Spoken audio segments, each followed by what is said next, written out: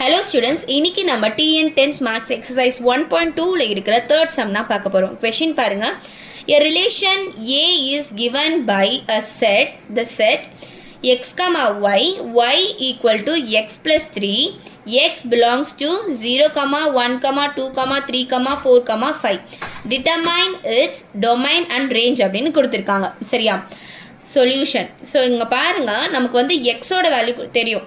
x என்னன்னு கொடுத்துருக்காங்க belongs to அப்படின்னு கொடுத்துட்டு 0 1 2 3 4 5 இது வரைக்கும் கொடுத்துருக்காங்க. நான் எழுதிக்கிட்டேன். y என்ன சொல்லியிருக்காங்க அப்படின்னா x plus 3 அப்படின்னு சொல்லியிருக்காங்க. ஓகேவா? அப்போது எக்ஸோட வேல்யூ 0வாக இருந்தால் ஒய்யோட வேல்யூ என்ன வரும் 0 plus 3. அப்போது 3 x equal to 1 அப்படின்னா y equal to 1 plus 3 4. x equal to 2 அப்படின்னா y equal to 2 plus 3 6.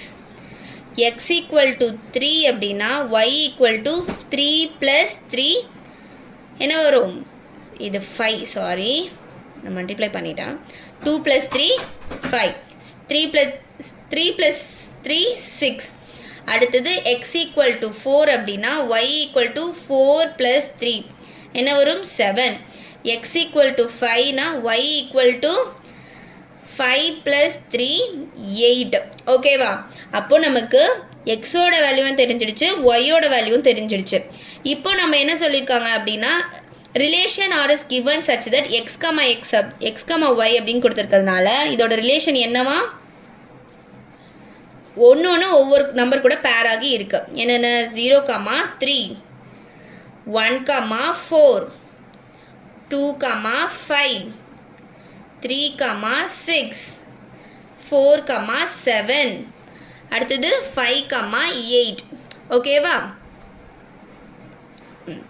நம்மள வேற என்ன கண்டுபிடிக்க சொல்லியிருக்காங்க அப்படின்னா டொமைனா என்ன ரேஞ்ச்னா என்ன அப்படின்றதையும் கண்டுபிடிக்க சொல்லியிருக்காங்க. நான் இது சைட்லேயே எழுதிக்கிறேன். ஸோ டொமைன் அப்படின்னா என்ன ஃப்ரண்ட்டில் இருக்கிற வேல்யூ தான் டொமைன். ஓகேவா? ஏன்னா வந்து ஃப்ரண்ட்டில் இருக்கிறது தான் வந்து எக்ஸ்க்கு பிலாங் ஆகிருக்கு, அது பேரும் ஆகிருக்கு. அதனால நான் எழுதிக்கிட்டா 0, 1, 2, 3, 4, 5, 5 அவ்வளோதான். 0, 1, 2, 3, 4, 5 இதுதான் டொமைன். அடுத்தது ரேஞ்ச் என்னென்னு கேட்டிருக்காங்க.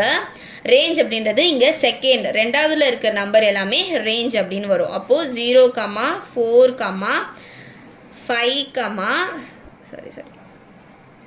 3, 4, 5, 6, 7, 8 இது எல்லாமே ரேஞ்ச். ஓகேவா? ஸோ இந்த சம் அவ்வளோதான் ஸ்டூடெண்ட்ஸ். அடுத்த சம்மை நெக்ஸ்ட் வீடியோவில் பார்க்கலாம். சேனலை மறக்காமல் சப்ஸ்கிரைப் பண்ணிக்கோங்க. கூடவே பக்கத்தில் இருக்க பெல் ஐக்கானை கிளிக் பண்ணுங்கள். அப்போ தான் அப்லோட் பண்ணுற ஒவ்வொரு வீடியோ உங்களுக்கு நோட்டிஃபிகேஷனில் வரும். ஓகே ஸ்டூடெண்ட்ஸ், பாய்.